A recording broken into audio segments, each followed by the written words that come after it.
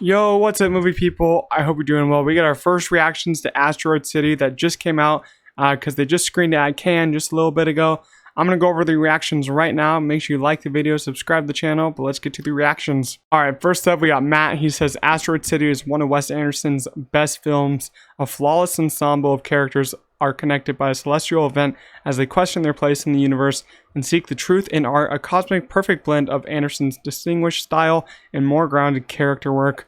So we're already getting good reviews out of this movie, which I don't know if I'm surprised about, but I'm happy about because Wes Anderson's last film, The French Dispatch, was not the best. I mean, it wasn't like a bad film, but it was like really average for Wes Anderson. If we talked about Wes Anderson's films only, it would be a bad film. But in films in general, it's a very average film. But Wes Anderson can make such a better film than that.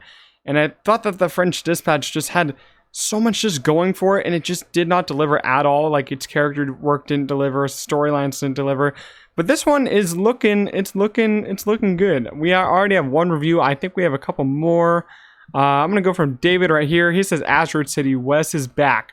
More than one of the very best movies Wes Anderson has ever made. This cosmic and dreamy and sneakily moving grief comedy offers a radical new take on his usual approach to story. So we're getting a lot of reactions about like the cosmic kind of thing, and this is the first time I'm hearing it's a grief comedy, which is pretty interesting take, especially for Wes Anderson. You never really see him go for grief. You see him go for comedy, but never really grief too much.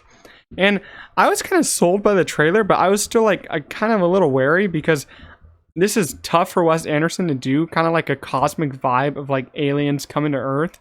Like, it has his style, but this is like something we never really seen him do, kind of like cosmic stuff like that. So it always interested me.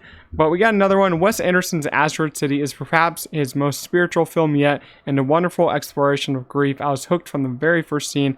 I was floored by Act 3. Very confusing too, but in a way that makes you want to watch it over and over again.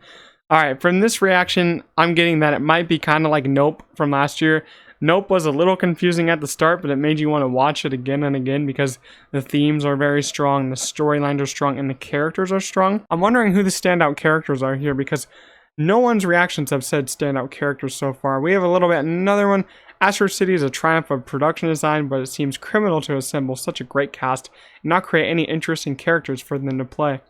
So this is probably the worst review we're gonna have. He says that just not a lot of interesting parts about these characters. So who knows? Maybe that's true. Maybe the characters aren't so interesting. But Wes Anderson, he's right. Wes Anderson has always been just a legend at production design. Grand Budapest Hotel is one of my favorite Wes Anderson movies, and the production design on that is really good. We got another review. He said, love, love, love Asteroid City, and so glad Wes Anderson has found his heart again with this neatly formed play within a film. Wow. Play within a film. That's an interesting way to describe it. Asteroid City is my current favorite of the festival, Cannes, of course. This feels like a real highlight for Anderson. Everyone is having a blast in this. Love so much of what it was exploring and can't wait to revisit it. So it's interesting. Some people have it as their favorite movie of the festival so far. And there's been a lot of movies of the festival I haven't covered. The only one I've covered so far has been Killers of the Flower Moon, which a lot of people have been raving about. A lot of people say that's their favorite. Some people are saying this is their favorite. Some people are saying other small ones are their favorites. And I'm just happy to see Wes Anderson back, you know. I'm going to cover Elemental's reviews when they come out later this week. Another little review, Asteroid City is the best Wes Anderson film has made in a mini moon. And then we have one more that I want to cover. Once again, Wes Anderson proves himself to be one of the most talented auteurs of the modern cinematic era with Asteroid City, a charming watch with an all-star cast at hand to support this very sweet pastel-soaked sci-fi. You know, that just gets me even more hyped. Hearing it's a sci-fi, you know, I'm such a sucker for sci-fi, and a pastel-soaked sci-fi just sounds like it would be kind of my thing, you know. I love stylistic movies, and I love sci-fi, so blending them together just sounds like such a great time. And I don't know, man. This is getting very good reviews, and I actually take these reviews to heart because Cannes is actually a pretty hard festival to get into, and it's like hard graded because there's hard going press there because even Indiana Jones didn't do well. I almost covered the reviews of Indiana Jones, but I decided not to. But I am going to cover Elemental this week when reviews come out. I'm pretty sure it's later this week. But this made me even more hyped for Asteroid City. Let me know what you guys thought of these reviews for Asteroid City.